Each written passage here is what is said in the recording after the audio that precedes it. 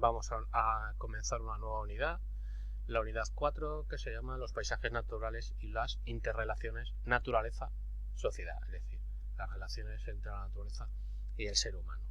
Empezamos con el primer punto, que se llaman los paisajes naturales, ¿vale? Los paisajes geográficos. El paisaje geográfico es el aspecto visual de un territorio actualmente. Esto lo vimos en el tema 1. Miramos por la ventana y eso es un paisaje geográfico, ¿vale? El paisaje depende de los elementos naturales y también luego de los elementos aportados por el ser humano que se desarrollan en ese paisaje. De acuerdo en qué factores dominen en el paisaje geográfico, se pueden clasificar en naturales y humanizados, ¿vale? Aunque hoy día la mayor parte de los espacios son mixtos, ¿vale? Paisajes naturales, pues serían aquellos cuyo aspecto depende sobre todo de la relación entre los elementos naturales, el clima, el relieve, el agua, la vegetación, donde el ser humano ha interactuado poco. Hoy día en España paisajes naturales, pues algún parque natural, pero poco, ¿vale? Paisajes humanizados son aquellos que su aspecto visual está relacionado con la presencia humana. Miramos por la ventana, es la ciudad. El parque es un espacio humanizado, ¿vale? Y las actividades que están protagonizadas pues se relacionan con su poblamiento, la economía o la cultura.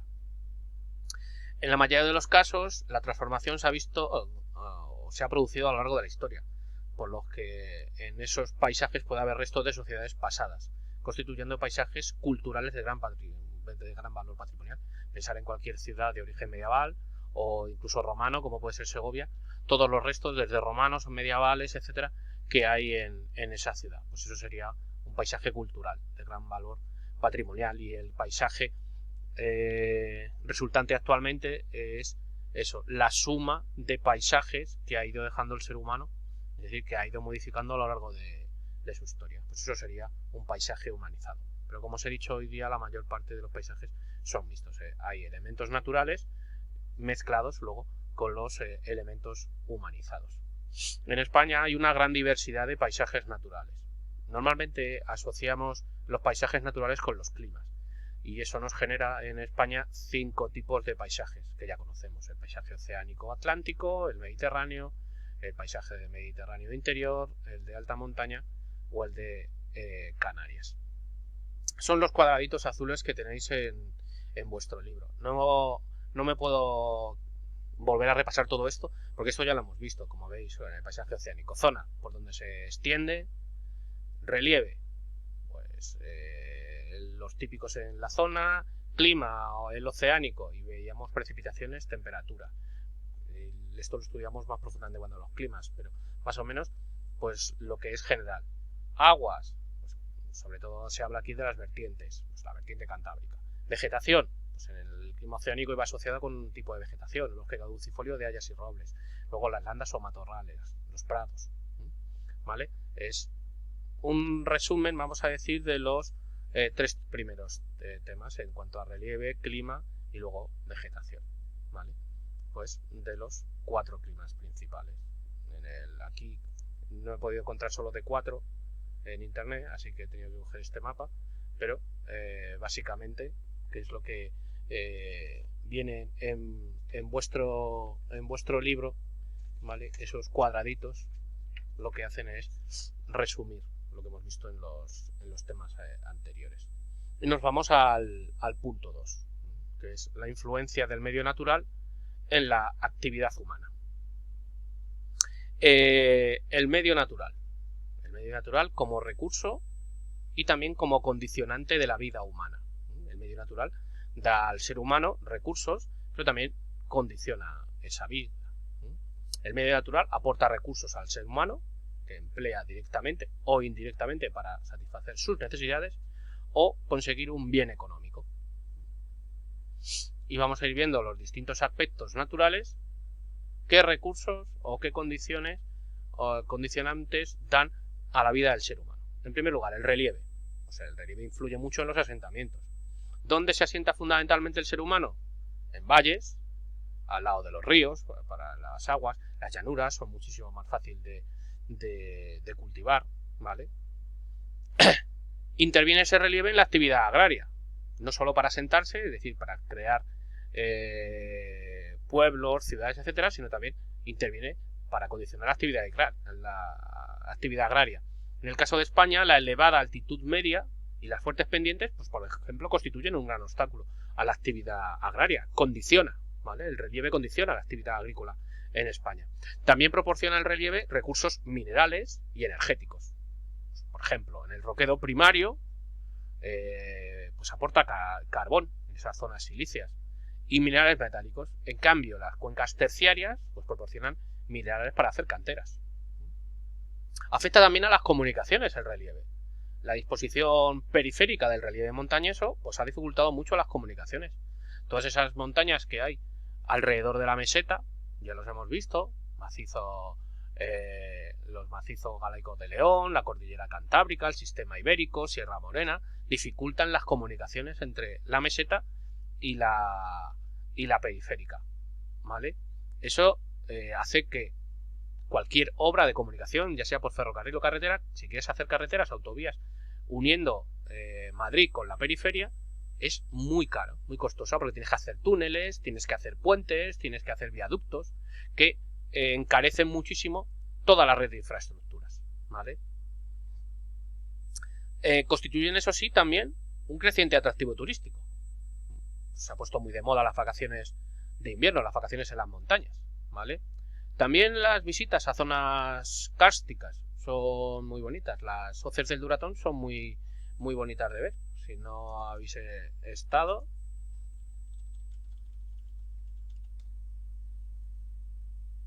las hoces del Duratón es una zona kárstica, es una zona preciosa, ¿vale? Mirar a gente ahí con las piraguas en el corte del meandro.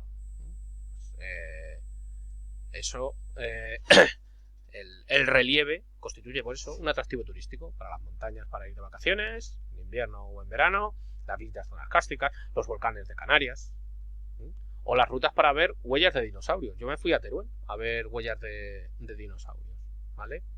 El relieve costero, por su forma rectilínea que ya hemos visto, la plataforma continental que es estrecha, pues no favorece la construcción de puertos ni la explotación pesquera, pero sin embargo sí permite la explotación turística de sus abundantes playas arenosas. ¿Veis?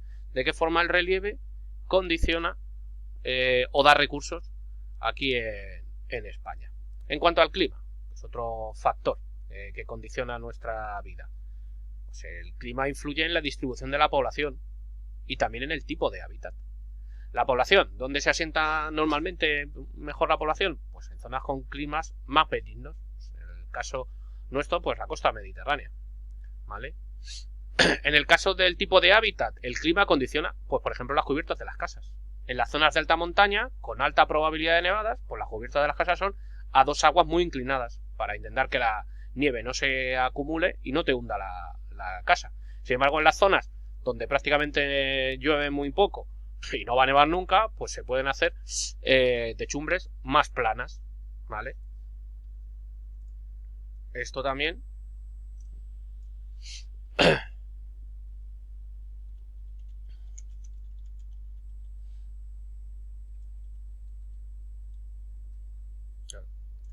cuanta más es la posibilidad de que nieve, más inclinada son las dos aguas, para intentar evitar que ahí se acumule la nieve, ¿vale?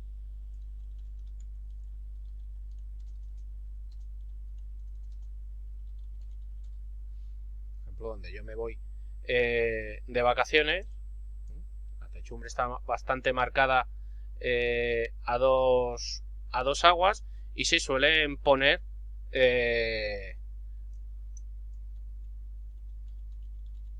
teja pizarra para que deslice mucho mejor, se ve aquí, pizarra, para que deslice mucho mejor la nieve, desliza muchísimo mejor la nieve en este caso. Sin embargo, nuestros pisos aquí alrededor, si lo veis, delante del instituto, tal, la techumbre es más o menos plana porque no hay ese peligro, ¿vale? También es un también importante influjo para la agricultura. En general, las condiciones climáticas aquí en España no son muy favorables para la agricultura, ¿vale?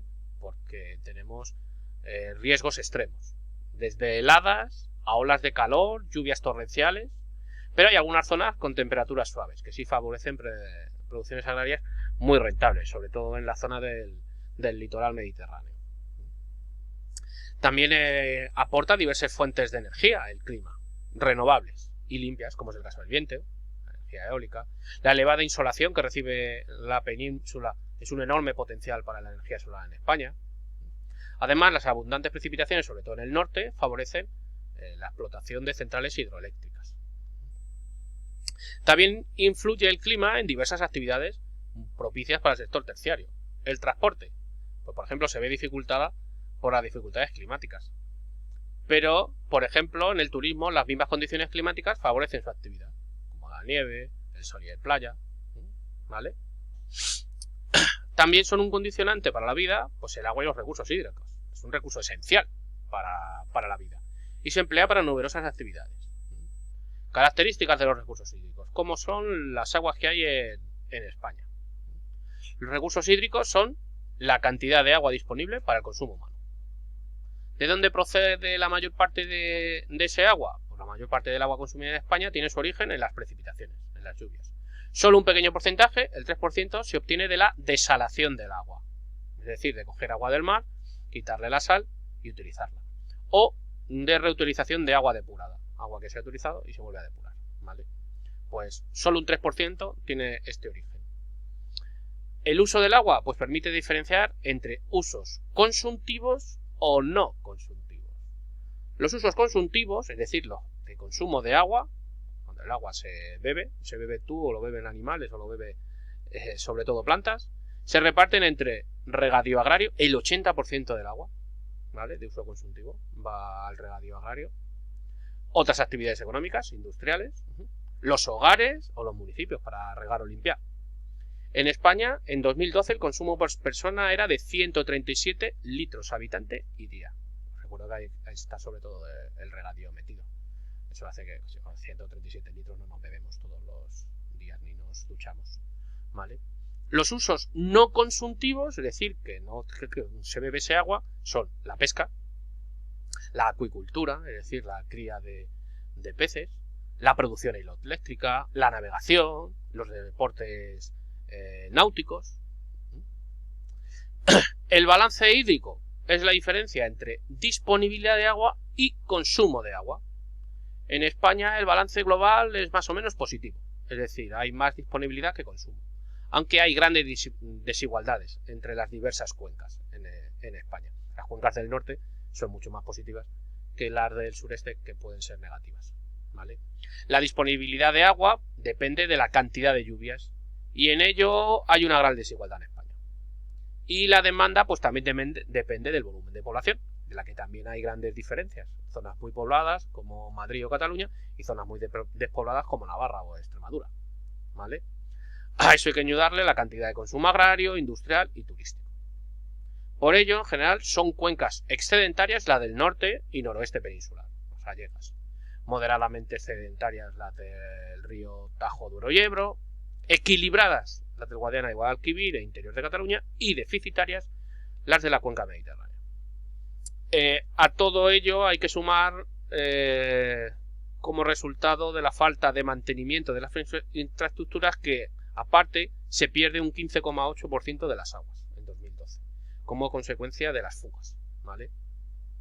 Se añade además a todo esto que, según los expertos por el cambio climático, se puede reducir todavía un 20% la cantidad de las lluvias en los próximos 20 años. Por ello es adecuado ir realizando un plan de aprovechamiento y gestión de los recursos.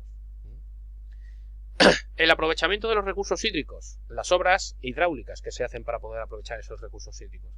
Para poder aprovechar el agua que proporciona la naturaleza se deben realizar obras hidráulicas para captar, almacenar, transportar y tratar esos recursos hídricos.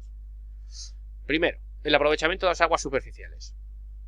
Se realiza normalmente mediante embalses, canales y trasvases. ¿Qué es un embalse? Son grandes extensiones de agua almacenada de manera artificial, detrás de una presa, ¿vale? Para su realización se aprovecha el desnivel de los ríos principales. Se utilizan también para producir electricidad, para extender el regadío, para el abastecimiento de agua urbana e industrial y para regularizar los cauces. Lo dejamos por aquí.